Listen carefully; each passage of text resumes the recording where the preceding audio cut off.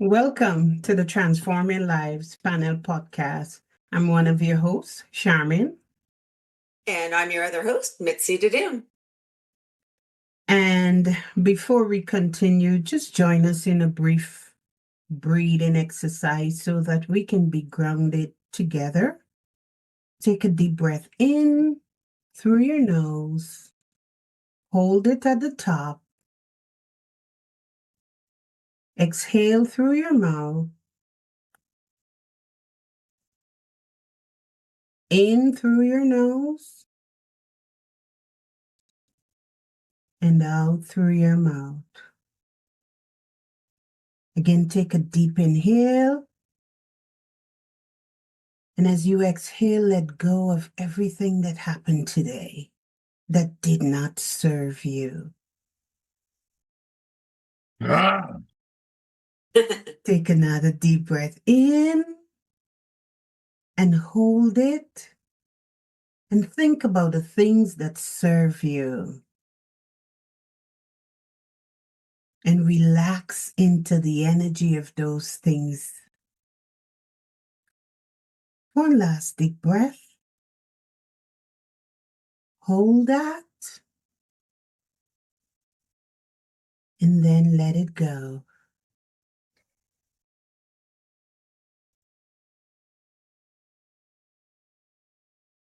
Thank you for joining us in that brief grounding exercise. I hope that it served you as it did for me. I was able to let go of the things that didn't serve me today, and I'm sure that you did too. Thank you for joining us today. We have a special guest, Mitch Webb. Join me in welcoming Mitch, the Transforming Lives panel podcast. And would you introduce yourself for us? Absolutely. My pleasure. And thank you for the introduction and thank you for having me. It's my pleasure to join you ladies. And I was listening to a podcast that you guys did before hopping on, and I was hoping we were going to do some breathing and some centering. So yeah, thanks for having me. I'm stoked to be here. Okay, Mitch.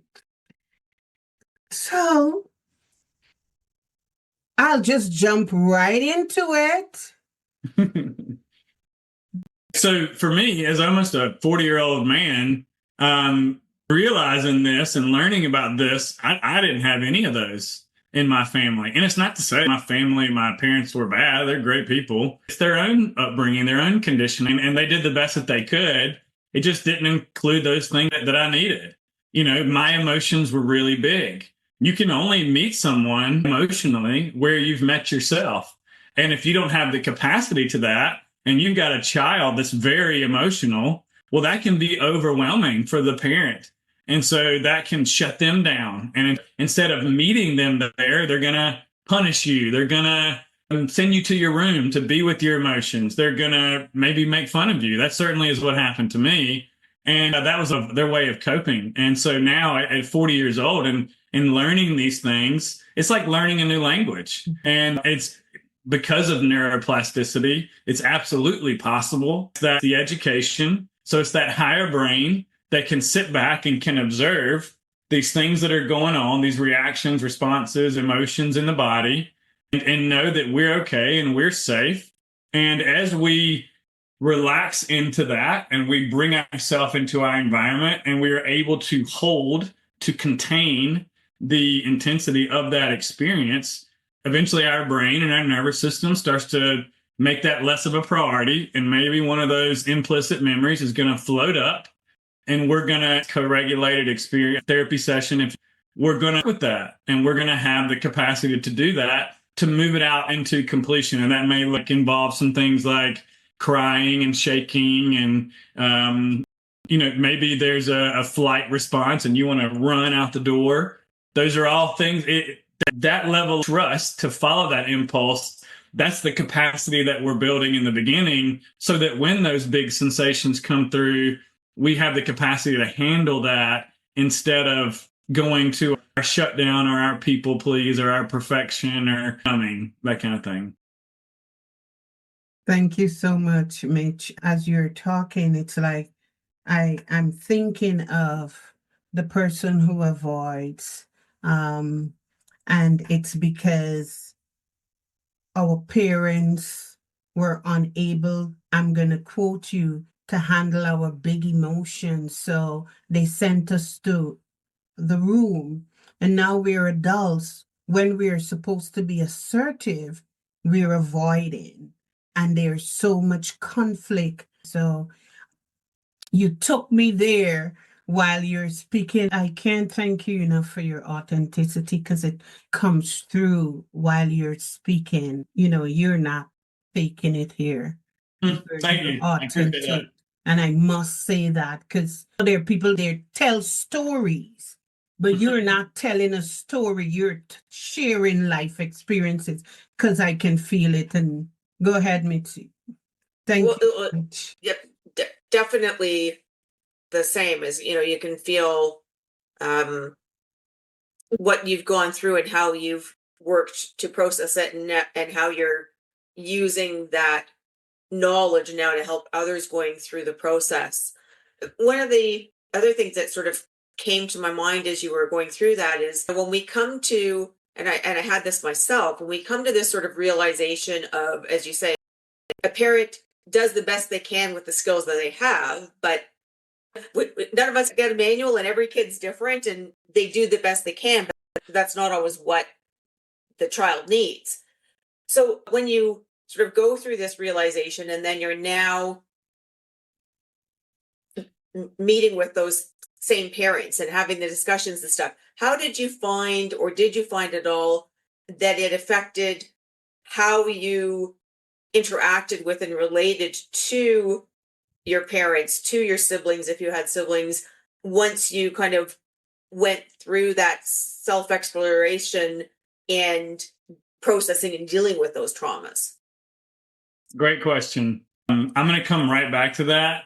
First, I want to say, Sharmin, thank you so much for the compliment about the authenticity. And I think this is important to highlight because people out there that are thinking about going on this journey, I didn't know what authenticity was. And when I first was with my therapist, the first therapist I worked with, she's like, what do you want out of this? What's the outcome you're looking for? And I'm like, I want to get rid of this anxiety, and she's like, that's not going to work. Anxiety, I learned, is that, anxiety is a good thing. It's information for our body. It's our body trying to speak to us, and we haven't heard the whispers. And so now it's screaming at us. And ultimately I decided I wanted to be authentic and I wanted to feel safe because I realized that I never had felt safe in my life. And so this goes right into the parents thing. And I haven't really shared this a whole lot. It's a little bit vulnerable, but I feel like this is a safe space. So we're going to go there.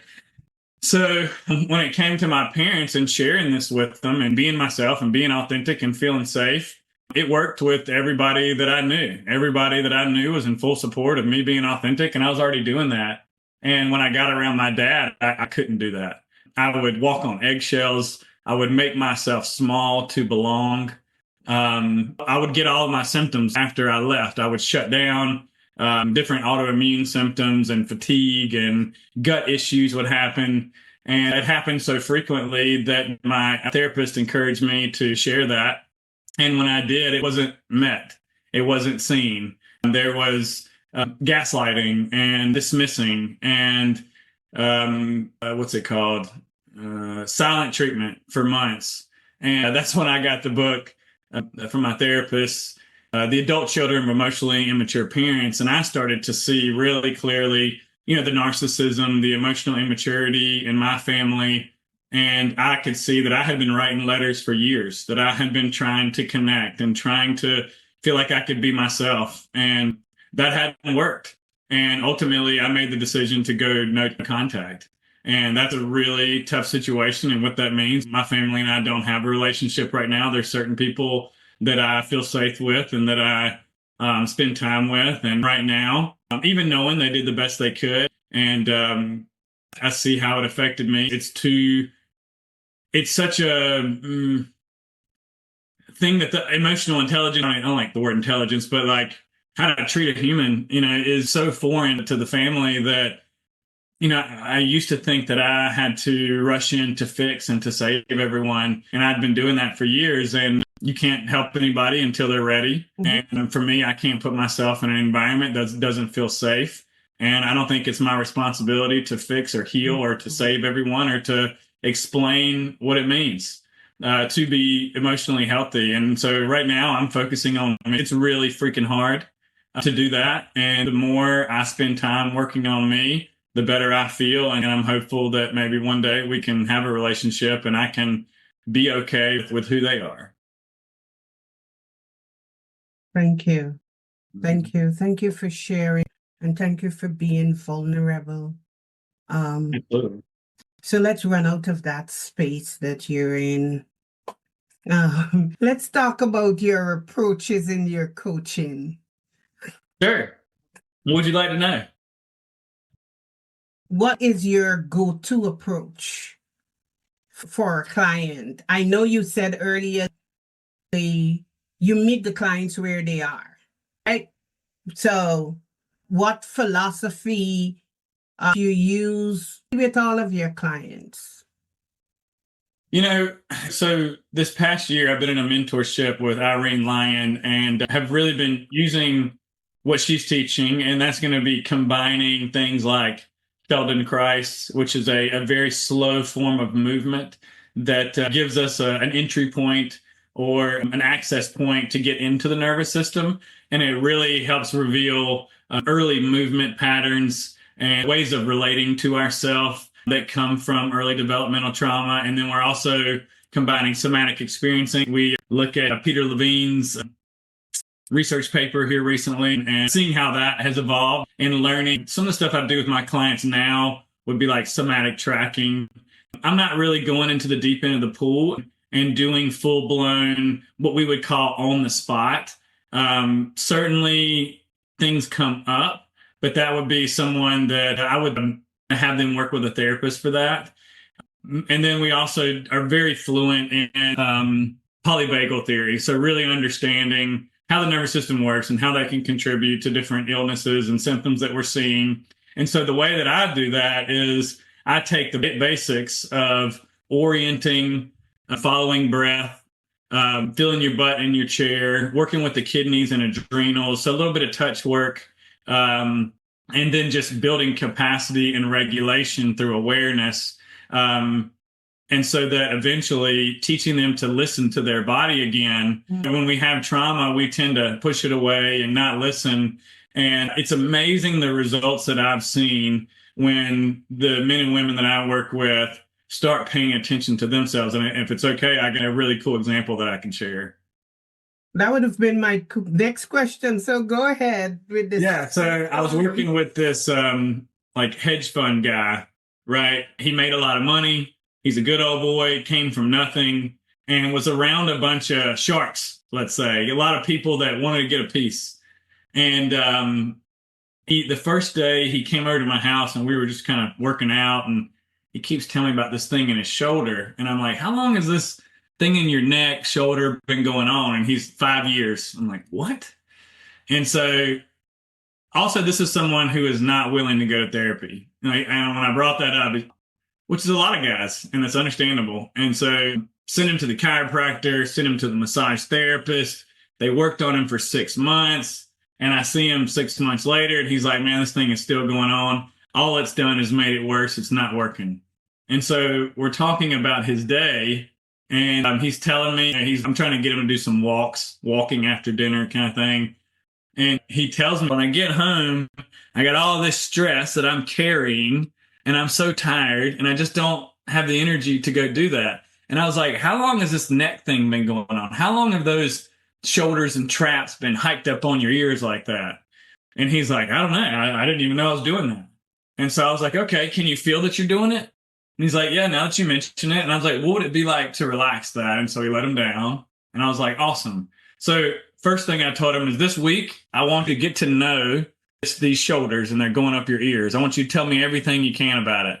Tell me, create a name for it. Let me know when it happens. When do you avoid it? When do you notice it? How long do you do it? And he comes back and he's like, man, I'm doing it all the time. I'm doing it in these meetings with all these people that I'm meeting with. And I'm like, okay, that's interesting. And he's like, and I've been letting it go and it feels good. And I said, okay, cool. I was like, now in those meetings, what are these meetings like? And he's like, they suck. They're stressful. I hate them. And so I do this because I want to get through it. I said, all right, this week, you're going to feel your butt in your chair. Whew. And when I do that, I take a deep breath. I was like, I want you to feel the four walls. And the people who are listening, they can do this with us. Feel your butt in the chair. Feel the four walls that are around us. Feel the roof over your head. If you can feel your feet on the ground, do that. Maybe you notice the back of your chair. And I was like, what's going on with your breath? We don't want to change it. Don't want to do anything different. Is it in your chest? Is it in your stomach? Is it both? Can you just notice that and be with that? And I want you to really hear what's going on. And if you lose that awareness, just come back to it. No judgment. Just be aware. I drifted there for a minute and come back here. Feel your feet in the ground. Use your senses. Listen. Be in this environment. Be here now. And he comes. I'm like, I don't know if he's going to get this or not, And he comes back after 2 more weeks. And I'm like, how was it? He's like, man, I fired these 3 people. These guys are no longer my friends. They all wanted a piece of me. He's like, my neck feels so much better. And I was like, wow, you were carrying a lot, huh? And that's just a simple somatic awareness of what's going in the body to reconnect with our own intuition, because it is there all the time. But if we're in survival mode and we're hyper vigilant to the environment around us, the world's a scary place and it's out to get me. Well, and these people are actually out to get you.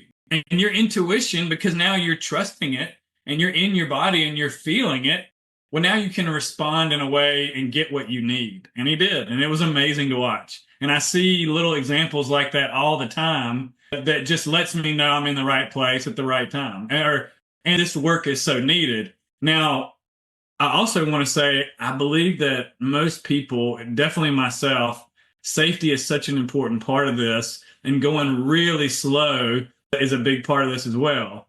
So if you're new to this, I'm your perfect fit, because I'm going to go real slow. We're going to do the basics. We're also going to focus on circadian rhythm by, getting adequate sunlight and getting clean water and blocking blue light at nighttime, so that we're really optimizing our circadian rhythm. We're eating a healthy diet. We're moving our bodies. We're getting sleep at nighttime. And then building the education of what this world is all about and how can we feel more safe in it, and how can we slowly build capacity with these basic principles of breath and orienting and following your impulse and trusting yourself, which leads to safety. Even me, I've been doing this for 3 years. I've done some big releases. I've let go of some big traumas, and it's like ripping out the ground floor of your home, and the foundation's got to settle. And that's an overwhelming experience if you don't have the capacity for it. I've had weeks at a time where I'm laid out and tired, and that scared the crap out of me. And really what works for me is the basics, and really slow and safety until I've got enough on board. And then we can start to work on some of those bigger memories and experiences. So right now for me, it's the basics, and it's learning to build that capacity very slowly in a co-regulated, safe environment. That's really fabulous advice for people. And I think, as you were talking about the gentleman, it was in some ways very similar to the experience with your parents, right? It's like your gut was telling him that these people were a challenge for him, and he was holding that in his body. And when he opened up and started paying attention, and he got those particular people out of his life, how all of a sudden, it's like that snowball going down the hill. It's like, okay, you get rid of that big load, and now there's more freedom, and it can grow and grow. And that's what,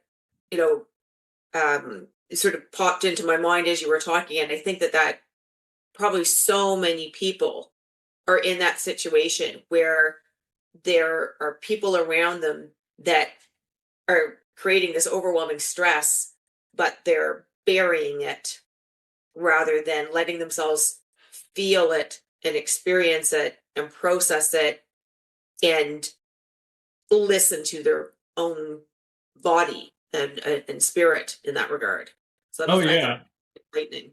The crazy thing for me to learn through this journey is that we treat ourselves like we were treated. Right. And so the reason that we don't listen to that intuition is because we had to abandon ourselves to stay in connection with other people. And so it's like the little kid that says, mom says, go say hey to this person.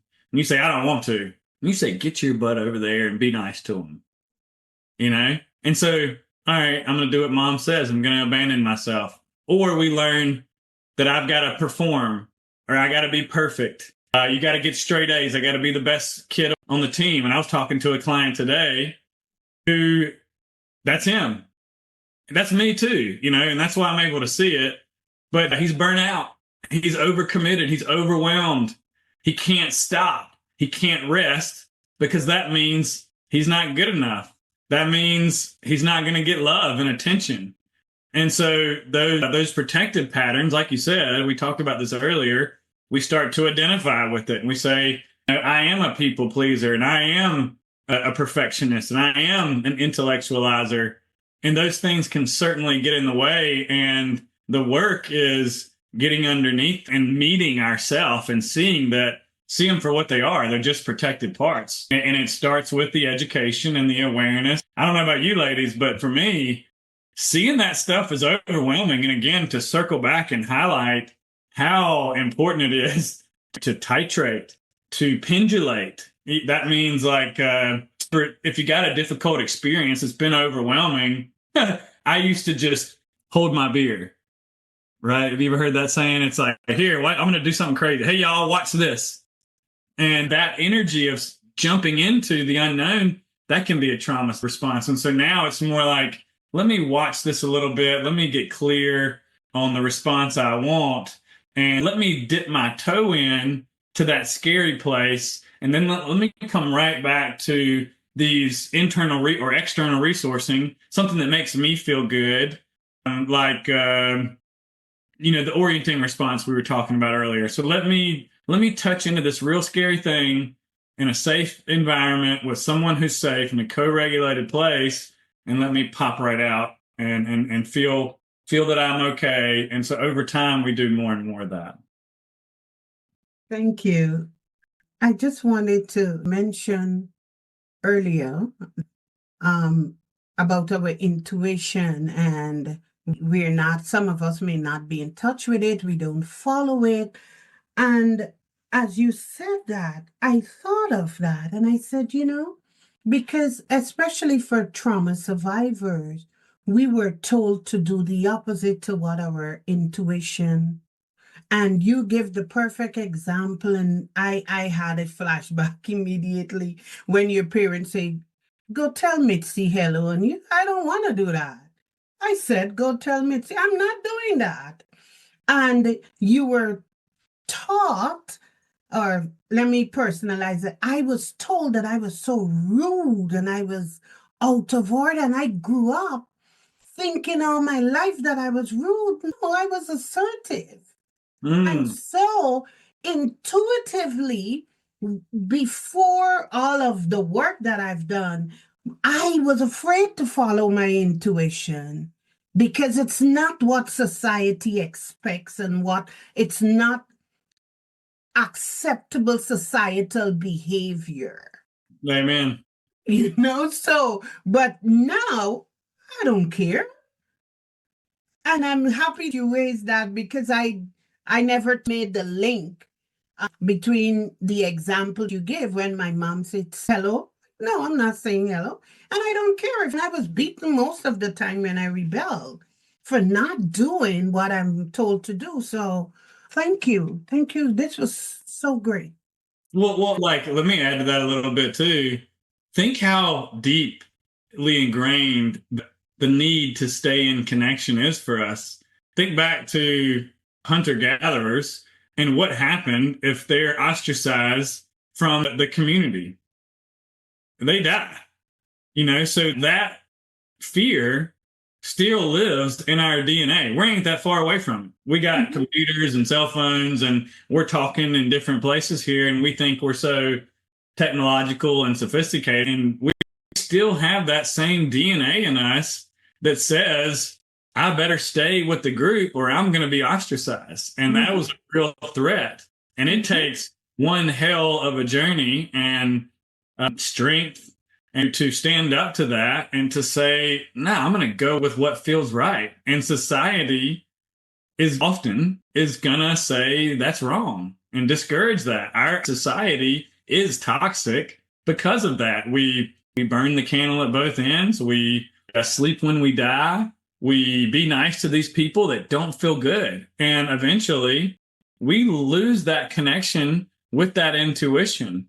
Because we're trying to stay in connection by responding to all this. And that is follow your impulse. When I say that, the way that someone can start doing that now, like Sharmin has demonstrated, is to just honor your bodily responses. Meaning, if I need to go to the bathroom, I'm going to go to the bathroom. You know how many people hold it until they can't wait? That's my wife. She runs in the door every time, boom, beelines to the bathroom because it's an emergency. Right. Or I don't eat. I can't tell you how many clients I have that say, yeah, I got really busy and I didn't eat today. So you're meaning to tell me, and I'm cranky and I don't feel good. So you're meaning to tell me you didn't know you had to eat 2 or 3 times a day? And then we learn to say no and set boundaries. And kind of like Mitzi was saying earlier, when we respond to what our body needs and give it what it needs, and we say no, we set the boundary, we do the thing we want, our body goes, oh my God, this dude is finally doing what I've been trying to get him to do for decades. And guess what it does? Do you think it shuts down more? Do you think it cowers in more? No, it goes, here's some more, and here's some more, and here's some more. And so that's the other side of this is sometimes it's the healing response is unpacking that whole bag of baggage that you've been repressing. And so a lot of times we can get worse before we get better. And that's where my clients, I say, that's a good thing. We want that. And if your body is giving you more, you're experiencing more anxiety, more shutdown, you're more aware of these things because you're following your impulse, you're on the right path. And on the other side of that is regulation and capacity. And what we said earlier, that's freedom, baby. That's being a human again. That's the great unwinding back to yourself. And the laying down of these protective patterns. And thank you, God, for them, because they kept us safe when we didn't have safety. That was a great way to summarize it up for our listeners, sort of what the process is like as you're going through the journey of unpacking the various traumas. And when you were talking earlier, there was one thing that sort of like popped into my mind, which is when I was in grade like 7 or 8, and one of the things we had to do was we studied songs, which was kind of fun. But one of them was the logical song. I don't know if you remember that one. And it sort of talks about the fact that kids have all this imagination and everything, but then in the school, you're taught to be logical and conform and do this. And so like all that creativity is like suffocated out from you. Yet we have to learn how to free that part of ourselves again, because children innately do that, but it gets suffocated out of them and not listening to intuition. And that's what it was like racing through my mind as you were talking, that sort of that whole process. This has been really, really enlightening. And I'm sure our listeners are probably going to go back and listen to this several times because there's so many different things to unpack here. And thank you so much for spending time with us and helping people make that inner transformation so they can live their best life. Absolutely. Thank you for giving me a platform and an opportunity to share. It's been wonderful chatting with you ladies. And how do our listeners find you? But people can find me at mitchwebb.com, and I'm on Instagram at kmitchwebb. I'm also on LinkedIn and Facebook at Mitch Webb, so I'd love to see you guys there. Thank you so much, Mitch. It's been a pleasure. Absolutely. I always tell my friends I'm 2 inches wide and 10 miles deep. Thank you for the opportunity.